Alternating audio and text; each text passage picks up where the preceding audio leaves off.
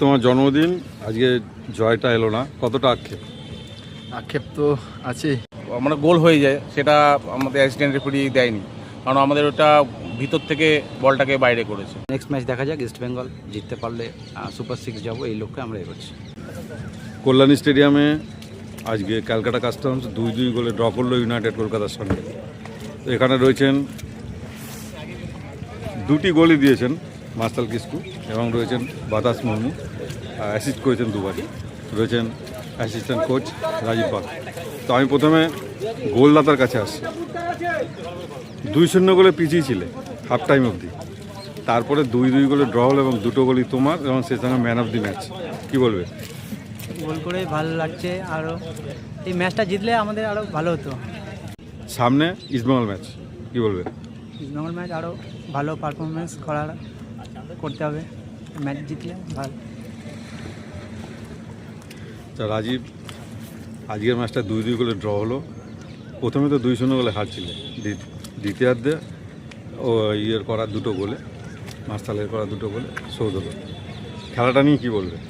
খেলাটা লাকটা আজকে আমাদের ফেভারে যায়নি। প্রথমে যেটা ফার্স্ট গোলটা যেটা হয়েছে, একটা কাদায় আটকে গিয়ে মাঠটা খুবই খারাপ ছিল, তো কাদায় আটকে গিয়ে ওরা ফাঁকা গোলটা করে দিয়ে চলে গেছে। গোলকিপার আর স্টপার বুঝতেই পারেনি যে ওখানে বলটা আটকে যাবে। আর সেকেন্ড গোলটা একদম প্ল্যান্ড কর্নার করেছে, ওয়েল প্ল্যান্ড, একটা ভালো কর্নার এক্সিকিউট করেছে 2-0। কিন্তু সেকেন্ড হাফে আমরা ফিরে এসেছি, প্লেয়াররা ড্রেসিং রুমে যেরকমভাবে কথা বলি, আমরা ড্রেসিং রুমে কথা বলে প্লেয়ারদের কনফিডেন্স দিয়েছি যে আগেও আমরা 3-4টে ম্যাচ গোল খেয়ে গেলেও পরে আমরা জিতেছি। তো সেই কনফিডেন্সটা দিয়েছি, প্লেয়াররা খেলেছে, ভালো খেলেছে। তবে জেতা উচিত ছিল, আজকে বাতাসের জন্মদিন, বাতাসের যদি লাকটা আজকে ফেভার করতো, যেটা বাতাস শট মেরেছিল ওখান থেকে বাইরে যাওয়ার জায়গা ছিল না। আশা করি নেক্সট ম্যাচ দেখা যাক, ইস্ট বেঙ্গল জিততে পারলে সুপার 6 যাবো, এই লক্ষ্যে আমরা এগোচ্ছি। আজকে বাতাস তোমার জন্মদিন, আজকে জয়টা এলো না, কতটা আক্ষেপ? আক্ষেপ তো আছে। আজকে যদি ম্যাচ জিতে পারতাম তাহলে আরও অনেকটা এগিয়ে যেতাম। তো বাজে ফার্স্ট গোল তো বাজে খেয়ে গেছি, বাট আমরা ফিরে এসেছি সেকেন্ড হাফে। তো আমরা জিতা ম্যাচ ড্র করেছি।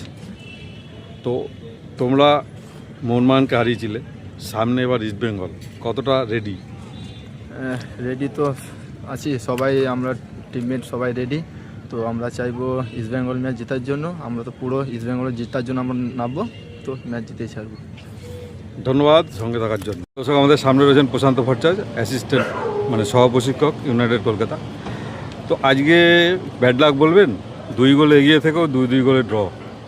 ব্যাড লাক, দেখো আমরা পয়েন্ট পাইনি, এটা আমাদের কাছে এই 3 পয়েন্টটা খুব দরকারি ছিল।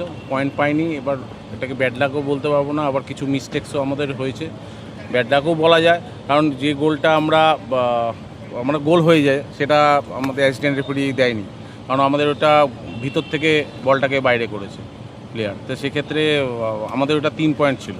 তা কিছু রেফারি অনেক ভুল খেলিয়েছে। আমাদের এই মাঠে ফুটবল হয় না, দুটো টিমই খুব স্ট্রাগল করেছে। তা আমাদের আজকে 3 পয়েন্ট দরকার ছিল, আজকে পেলাম না, এটা আমাদের জন্য খুব খারাপ হলো। তো আপনার পরবর্তী ম্যাচ ইস্ট বেঙ্গল, সেটা নিয়ে কী ভাবছেন? আমরা প্রত্যেকটা ম্যাচই জেতার জন্য মাঠে নামি।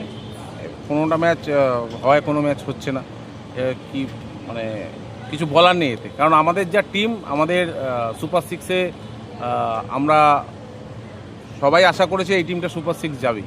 তো সেক্ষেত্রে আমাদের যেতে পারছি না, এটা আমাদের খারাপ লাগছে, আর কিছুই না। অন্যদের উপর তাকিয়ে থাকতে অনেক হবে। কিছু ব্যাপার আছে। তো ঠিক আছে, বেস্ট অফ লাক। খেলছিলাম দুটো of the half back to the worst, ওরা সেকেন্ড হাফে প্রপারলি জায়গায় খেলছিল, তার জন্য ওখানে খেলাটা একদমই ভালো হয়নি, তার জন্য আমরা তুলিনি। ওদের র্যাপ তো চেঞ্জ বোথ অফ দেম, কিন্তু প্রপারলি জায়গায় খেললে কী হয় অবস্থা দেখো। লে অফ কি সুন্দর সেন্টার, কি সুন্দর পাস, 2-3 কত খেলেছে ডান দিক দিয়ে, হঠাৎ বন্ধ।